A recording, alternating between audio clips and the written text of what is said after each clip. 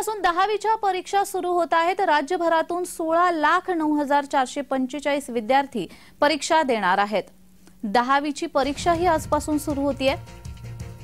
राज्यभरातून 16,09,445 विद्यार्थी ही परीक्षा देणार आहेत।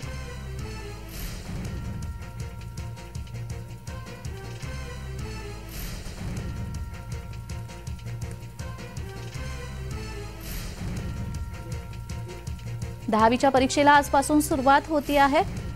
राज्यभरातून जवळपास 16,09,445 विद्यार्थी या परीक्षेसाठी बसणार आहेत।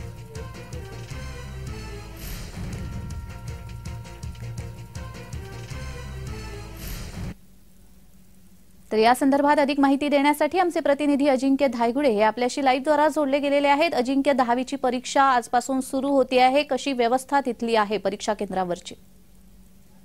हो नक्कीच।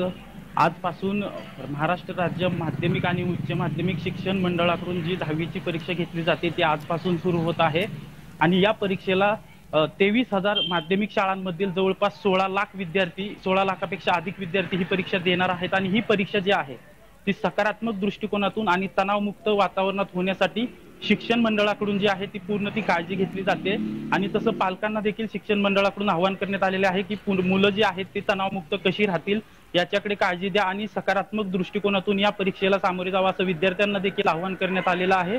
आणि ही जी परीक्षा जी आहे ते जवळपास सगळ्या ज्या परीक्षा केंद्रांवर आहे जे विद्यार्थी आहेत त्यांना वेळेच्या अगोदर अर्धा तास पोहोचा असं देखील आवाहन करण्यात आलेलं आहे। जे सकाळच्या सत्रातल्या ज्या परीक्षा आहेत त्या 10:30 पर्यंत विद्यार्थ्यांनी परीक्षा दालनात पोहोचायचंय असं शिक्षण मंडळाकडून सांगण्यात आलेलं आहे। दुपारच्या सत्रात ज्या परीक्षा होणार आहेत त्या 2:30 वाजता विद्यार्थ्यांनी परीक्षा केंद्रावर पोहोचा असं देखील सांगण्यात आलेलं आहे।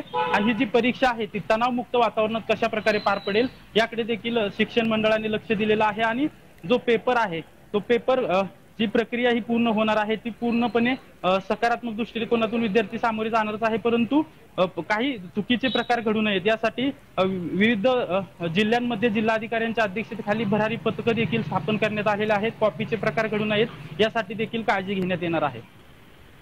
जी अजिंक्य, सुरक्षा व्यवस्था कशी तिथली ठेवण्यात आलेली आहे?